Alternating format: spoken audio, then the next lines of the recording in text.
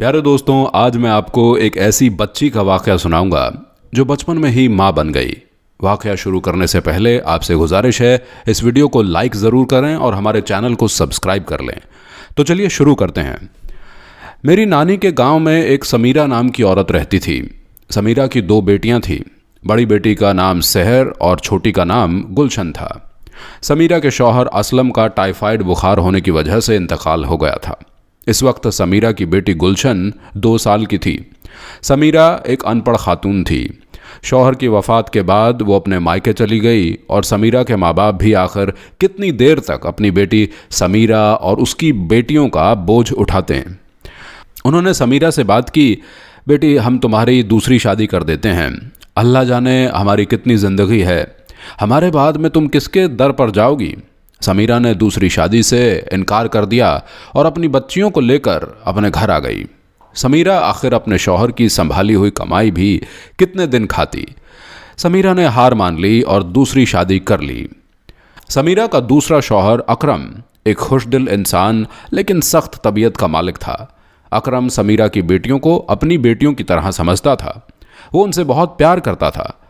अकरम की एक बैग की फैक्ट्री थी। समीरा भी अकरम के साथ देने के लिए घर में बैग सीने लगी। समीरा और अकरम की शादी को 1 साल हो गया तो समीरा ने एक नन्हे शहजादे को जन्म दिया। अकरम बहुत खुश था कि अल्लाह ने मुझे बेटा अता किया है। अकरम की तवज्जो समीरा की बेटियों से कम होती जा रही थी और उसका रुझान अपने बेटे की तरफ हो गया था। और उसका बेटा ज़रा सी बात पर रोता तो वो समीरा को डांटता, ये क्यों रो रहा है। इसलिए समीरा का तकरीबन सारा ध्यान अपने बेटे की ही तरफ रहता। सहर और गुलशन जब भी अपनी अम्मी को कोई काम कहती तो समीरा सहर को कहती, बेटी अब तुम बड़ी हो गई हो, अपना काम खुद किया करो, साथ में गुलशन को भी देख लिया करो। सहर तकरीबन ज़्यादातर काम खुद करना शुरू हो गई थी।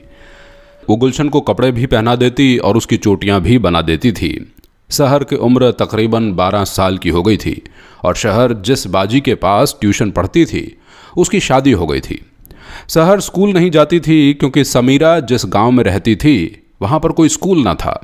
इस बार सहर का अब्बू अकरम चाहता था कि सहर 8वीं के पेपर दे ले और उसको गवर्नमेंट स्कूल में दाखिल करवा दूं। जब सहर की ट्यूशन वाली बाजी की शादी हो गई तो समीरा ने अकरम से सहर की बात की कि बोर्ड के पेपर्स करीब हैं, सहर की ट्यूशन का क्या करना है।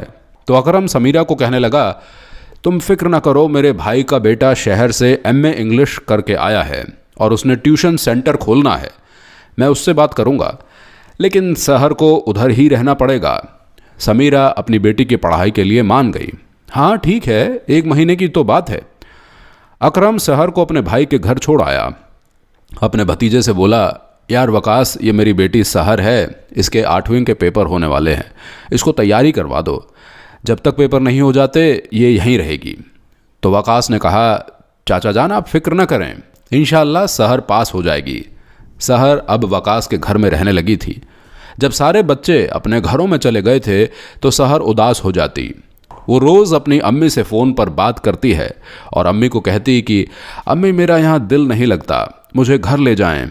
उसकी अम्मी कहती, बेटा कुछ ही दिन की बात है, फिर तुमने घर ही आना है।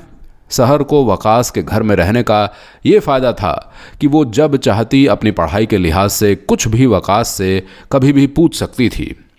एक दिन रात के 11 बजे का वक्त था कि सहर को हिसाब के एक सवाल की समझ नहीं लग रही थी। तो वो वकास के कमरे में चली गई और बोली, भाई वकास ये सवाल मुझे समझा दें। तो वकास बोला, अच्छा ठीक है। सहर वकास के पास जाकर बैठ गई। वकास सहर से तकरीबन 12 साल बड़ा था।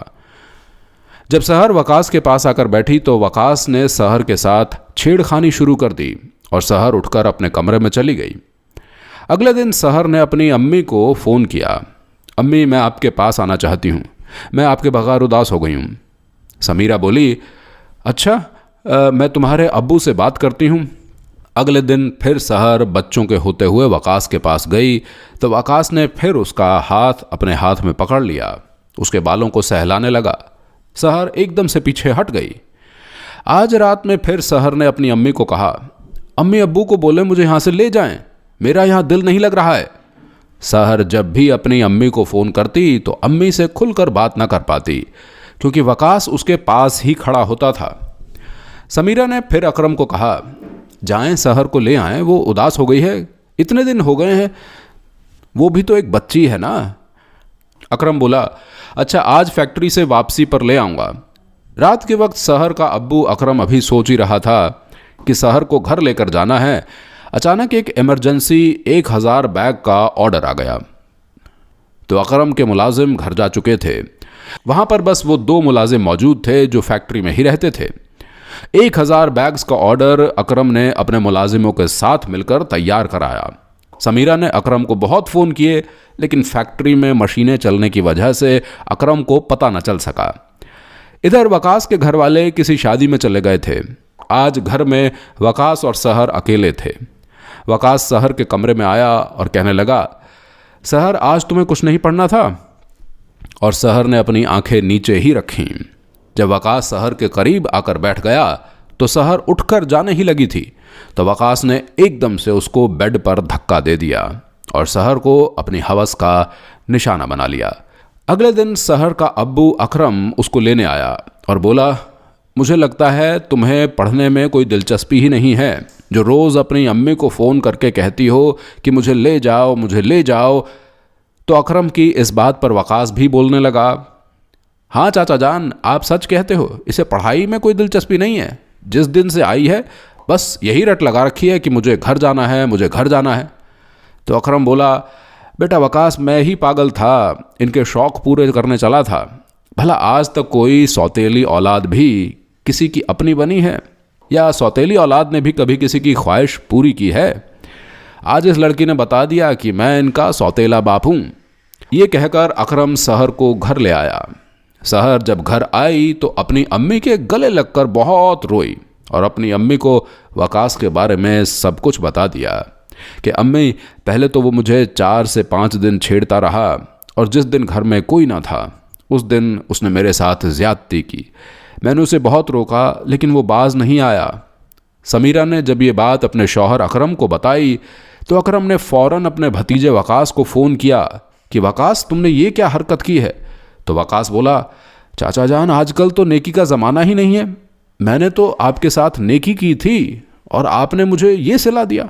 अल्लाह जाने कि आपकी बेटी कहाँ से मुंह काला करवा कर आई है और आप उसका इल्ज़ाम मुझ पर थोप रहे हैं। अकरम ने वकास की ये बातें सुनी तो उसने समीरा से कहा, करवा दी ना मेरी बेइज्जती। मेरा भतीजा कह रहा है मैंने तो ऐसा कुछ नहीं किया है और ना ही मुझे इसके बारे में पता है। फिर अकरम अपनी बेटी सहर को कहने लगा, ऐसा कुछ नहीं है, ये सब बस सहर के ना पढ़ने के बहाने हैं, सब झूठ है। और अकरम ने सहर के ऊपर थप्पड़ दे मारा और बोला, नहीं पढ़ने जाना तो ना जाओ, कम से कम मेरे भतीजे के ऊपर इतना गंदा इल्ज़ाम तो ना लगाओ। ये कहकर अकरम अपने कमरे में चला गया। सहर अभी 12 साल की बच्ची थी। उसके साथ जो सलूक वकास ने किया उसने लफ्ज़ ब लफ्ज़ अपनी अम्मी को बता दिया। वक्त गुजरता गया, तकरीबन 5 माह गुजर गए। सहर की जिसामत में काफ़ी फ़र्क आ गया था। एक दिन सहर की अम्मी ने सहर की हालत ख़राब देखी तो वो उसे अस्पताल लेकर चली गईं।